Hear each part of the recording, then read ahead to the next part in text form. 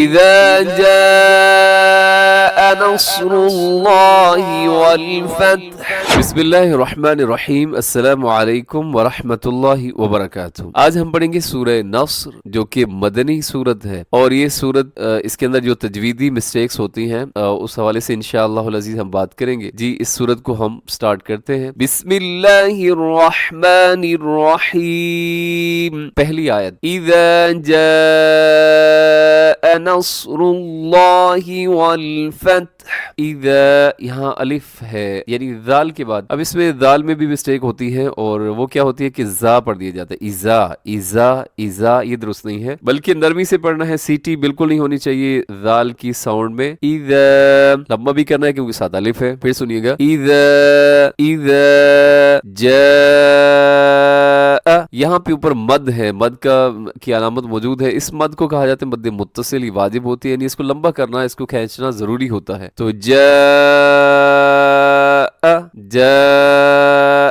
آگے لفظ ہے جی نصر اللہ. نصر اللہ صاد اس میں آگے ہے جی حرف صاد، اسے موٹا پڑا جاتا ہے. نصر اللہ، نصر اللہ کا مطلب ہوتا ہے اللہ کی مدد. لیکن اگر آپ بولیں نصر اللہ یعنی صاد کو موٹا نہیں کریں گے بلکہ صاد کو باریک پڑھیں گے تو یہ بن جائے گا نصر. نصر کہتے ہیں گدھ کو.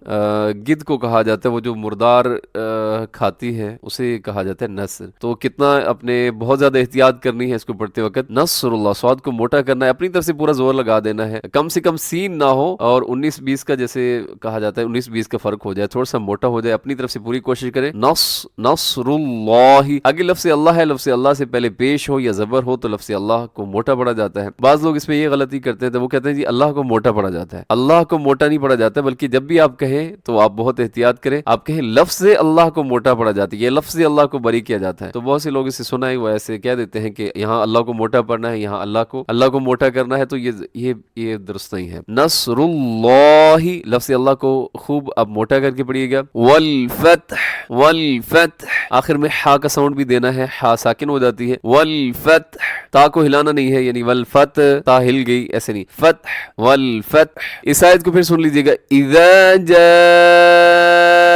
نصر اللہ والفتح. آگے نیکسٹ آیت ہے جی ورأیت الناس. اس میں را ہے، را کو موٹا پڑا جاتا ہے جب اس کے اوپر حرکات ہو. ورأیت یہاں نون مشدد ہے، یعنی نون کے اوپر تشدید ہے، شد ہے جو ڈبلیو کی طرح ہوتی ہے. نون کے اوپر شد ہو، میم کے اوپر شد ہو، یہاں غنہ کرتے ہیں، یعنی کہ اس میں آواز کو اپنے ناک میں لے کے جانا ہے. تو پھر سن لیجئے گا ورأیت الناس یدخلون. یدخلون میں دال کو تھوڑا ہلانا ہے آپ نے، کیونکہ دال حروف قلقلہ میں سے ہے جن کو ہلایا جاتا ہے جب یہ ان کے اوپر جزم ہوتی ہے. یدخلون یدخلون. ایسے پڑھنا غلط ہے. یدخلون یدخلون یہ صحیح نہیں ہے. ید دال کو ہلانا ہے. یدخلون فی. اس کو لمبا کرنا ہے، فی کو لمبا کرنا ہے کیونکہ یا سے پہلے جب بھی زیر ہو تو یا کو لمبا کیا جاتا ہے. یا کی وجہ سے ہم اس کو بھی لمبا کریں گے. فی دین اللہ. لفظ اللہ میں سے پہلے نون کے نیچے زیر ہے، تو اصول یہی ہے کہ جب لفظ اللہ کے لام سے پہلے زیر ہو تو لفظ اللہ کو باریک پڑھا جاتا ہے. فی دین اللہ افواجا. لکھا ہوا افواجن ہے، تو لیکن اگر آپ وقف کریں گے یعنی یہاں پہ رک جائیں گے کیونکہ آگے آیت کا نشان ہے، تو آپ وقف میں دو زبر کو الف سے بدل دیتے ہیں. یعنی کیسے پڑھیں گے؟ افواجا. آگے لاسٹ آیت میں دیکھیے گا فسبح. اب اسے کیا کرتے ہیں جی عام طور پہ فسبح نہیں ہوتا، فسبح بحمد ربک واستغفر. بہت احتیاط کے ساتھ پڑھنا ہے. ہا ہے اس میں بحمدی نہ کہ بحمدی، معنی سے بگڑ جاتے ہیں. بحمدی. اور ایک اور غلطی بھی لوگ کرتے ہیں کہ بے پڑھ دیتے ہیں. بحمدی ربک. را کے اوپر حرکت ہے، را موٹا کر کے ربک. واستغفر